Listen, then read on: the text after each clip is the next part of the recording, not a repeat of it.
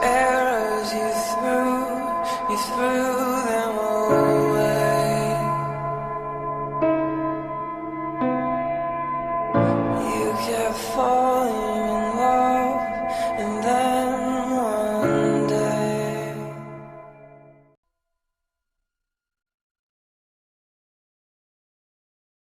Would you say homelessness is a prominent issue in Canterbury?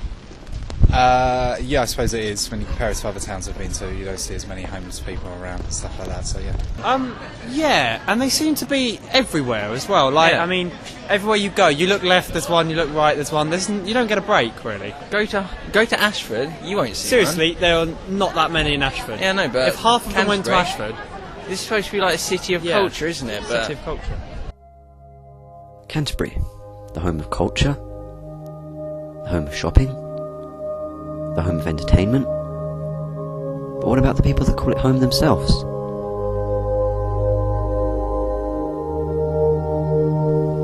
Ashley O'Brien is a 21-year-old member of Canterbury's homeless community. Ashley has been sleeping on the streets of Canterbury for 9 months now. I've been called like every name under the sun possible. I've had beer chucked on me, I've had my stuff nicked off me, I've been beaten up, I've had the works done to me, and to be honest, it's not nice, but like, as you can see, I'm sitting here begging, trying to make some money to get something to eat and drink. Not being very successful, but And would you donate to homeless if they were to ask you for money? hell no. Well, no. No. No, I don't. Mainly because, firstly, like the ones who stay in the footpaths, they just beg. And then another one who used to do drawings, who used to always ask for money, he died of a drug overdose. So you're just feeding their drug addiction. Well, some of the public are all right, but then see now at this time of the year we've got a lot of foreigners over here, so the public don't like us being bad, like because it makes their city look bad and that because of foreigners and that. And that's why it gets hard for us when the foreigners start coming, because like the money seems to be people want to buy for their own stuff and the foreigners don't really give anything, so there's not much you can do. Well, Should have got a job, to be honest. Should have, done well in school. Well, that's a bit harsh, but I mean, I think there's more opportunities than just sitting outside on the ground in the rain, begging for people's money. I think I'm homeless because I have no jobs and just this. The people not buying. And the council don't want us about anymore, so they're making it harder and harder for us around here. So when the council come walking up and down, all the police moving us on, so it's impossible to make a little bit of money for ourselves to get something to eat. The police move us on all the time. I got moved 5 times yesterday within the space of about an hour and a half. So yesterday wasn't very successful for me. Would you say the authorities in Canterbury do enough about the homeless? No. No, they Hence ask the them fact to. that there are tons of homeless people. I see them asking them to move sometimes, but they just go and sit somewhere else, a little bit away. It's a grey area of what you can do, but I don't know, maybe no, but I mean there is that shelter near the club by Pin Hill, isn't there, which not a lot of places have that kind of stuff, but it's that grey issue.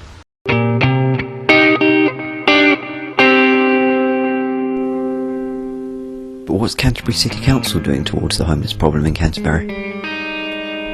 I went to the Canterbury City Council's head offices in West Canterbury to find out. There, I met up with Helen Hunt and Steve King. The reasons they might be homeless could include relationship breakdowns, they could include difficulty because of the financial crisis in maintaining rent payments, mortgage payments and so on. You think of any more, Helen? Yes, yeah, people fleeing domestic violence, people being released from prison, could be under 18s who've fallen out with mum and dad, or various reasons have decided to leave home.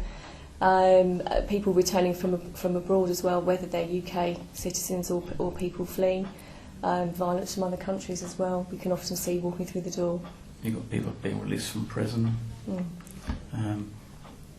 There are a very, very small minority of people who are actually living rough on the streets of Canterbury, who are actually recognisable as street homeless people.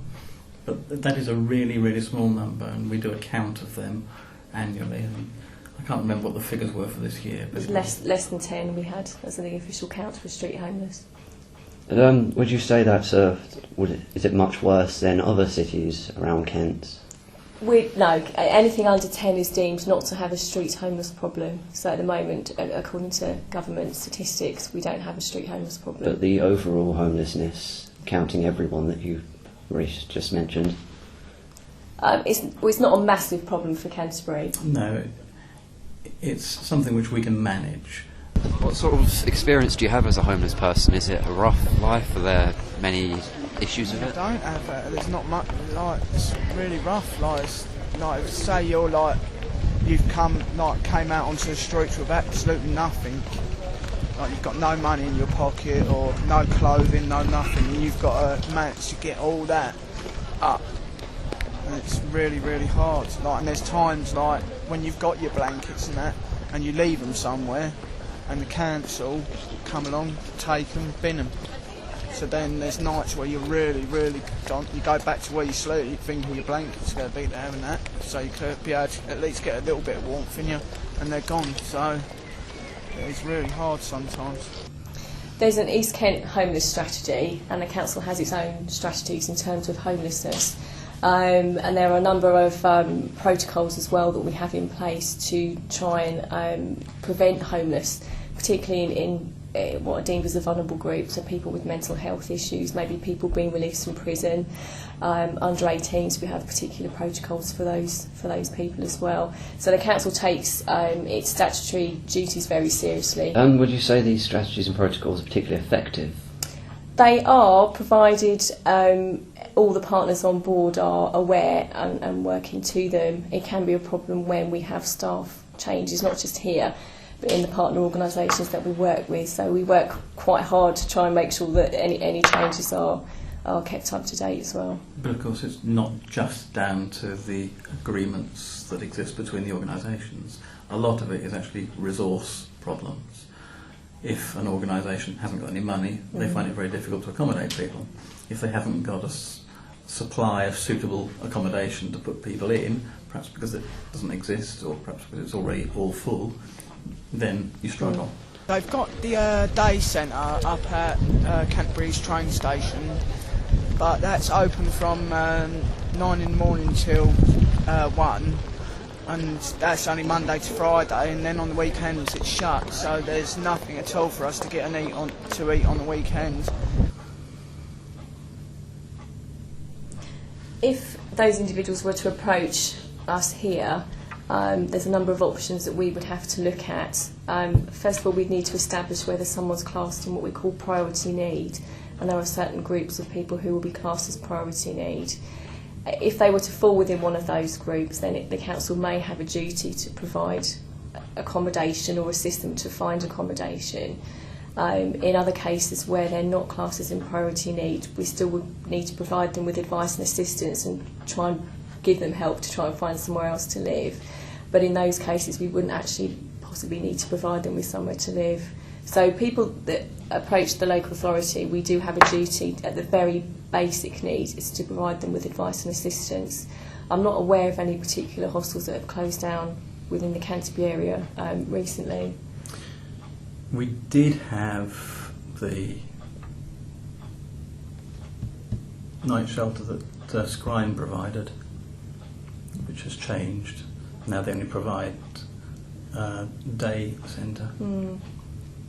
But the people who were accommodated there, we did actually make provision for, so that they could be spread out amongst the other places we've got in the community.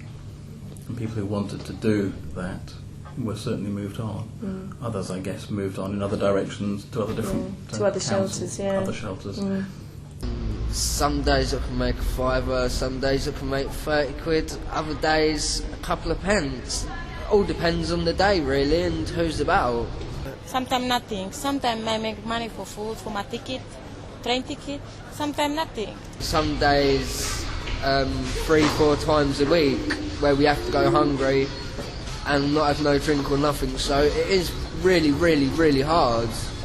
Many local authorities have serious difficulty trying to find somewhere for a homeless person to stay at a few minutes' notice. Typically, if outside office hours, say, somebody rings you up at 11 o'clock at night and says, I've got this person, they've got nowhere to go, what can you do with them? You've got to find somewhere pretty well instantly.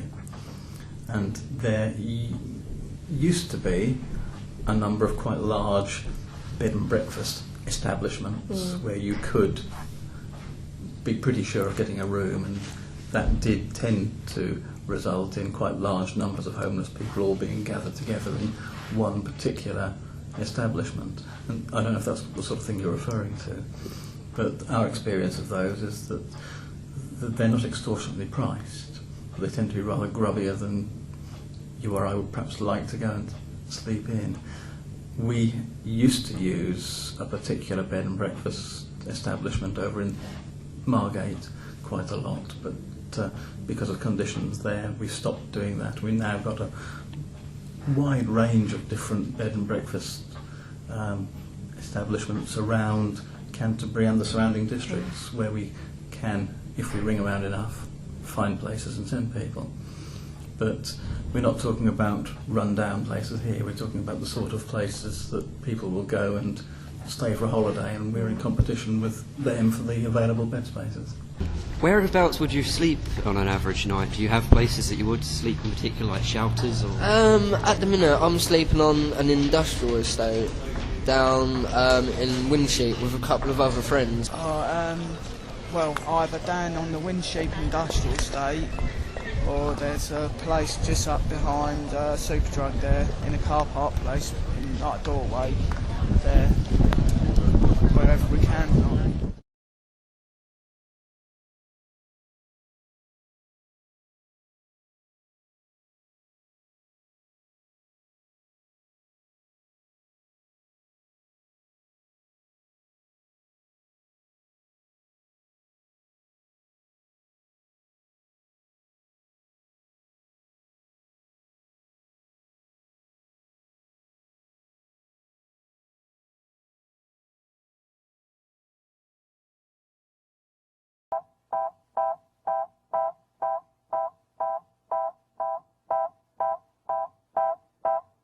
One is the loneliest number that you'll ever do.